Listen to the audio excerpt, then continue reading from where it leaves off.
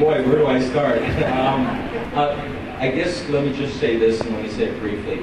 The small business loan that was signed yesterday by the president, I think you're on a point there, and that is because it went to banks, it went to community banks that had $10 billion or less in assets, and it forced them to give loans to any business that came up, to include businesses that shouldn't be taking on more debt.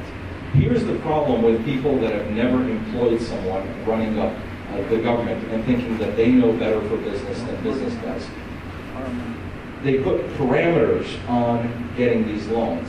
The parameters were you had to buy new equipment.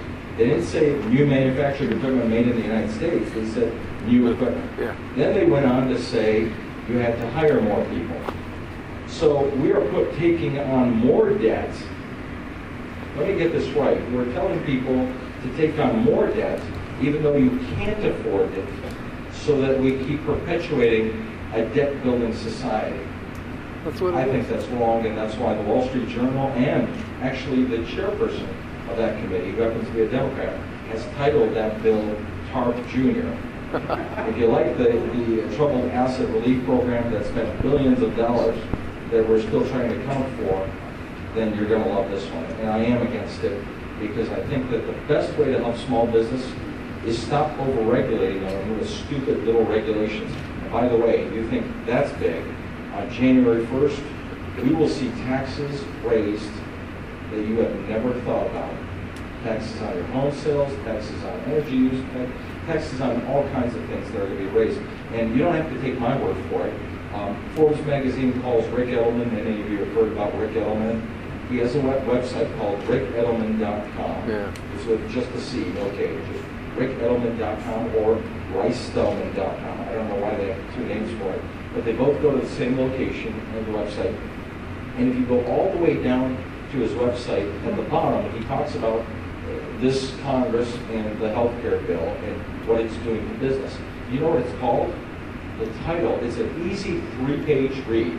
Very simple to read, 3 pages, talks about the health care bill and the taxes that are coming in January 1st. And it's titled this: Middle Class, Brace Yourselves. When a politician talks, beware. So I hope I answered your long question there. Sir? Yes, sir. Good evening, Mr. Roszkowski. Good evening, sir. You mentioned illegal immigration a couple minutes ago. Yes, sir. I came here, I'm a legal immigrant, and I worked I gather your parents were. Yes, sir. I worked very, very hard to bring my young family here and stay here legally, because I was attracted to what this country, what I believe it meant and it stood for. So I'd really like if you could elaborate on that. Absolutely. And sir, did you come here, you said you were a legal immigrant? Legal, yes. Did you come here under a refugee program or just as a legal immigrant? With I came here as a business person. Okay.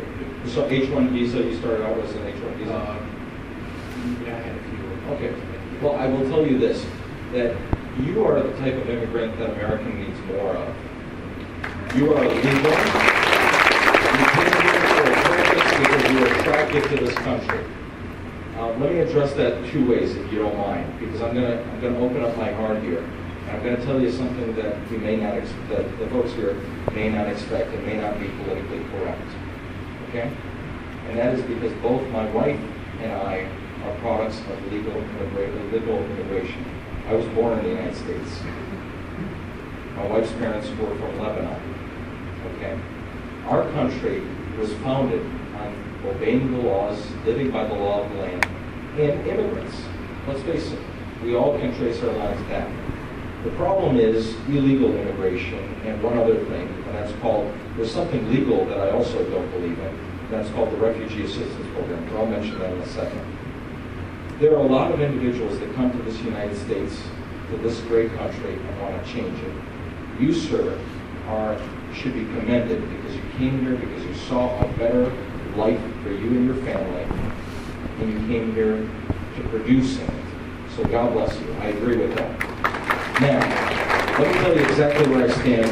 I do disagree with one legal immigration thing that we currently have going, but I'll talk about that in a second. Let me first address illegal immigration.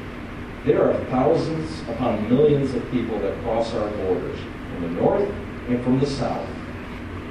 And 54% of them come here for an economic reason, because they want to give their families a better life, so they're willing to live in bad conditions to make a dollar so that they can help their families.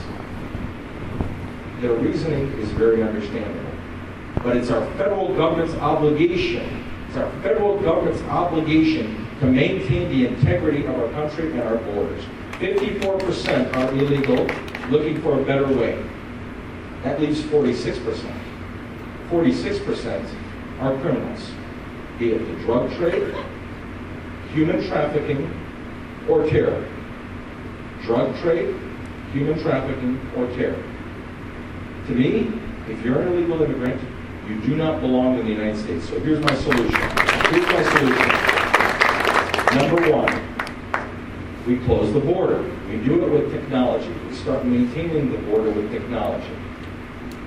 That's number one.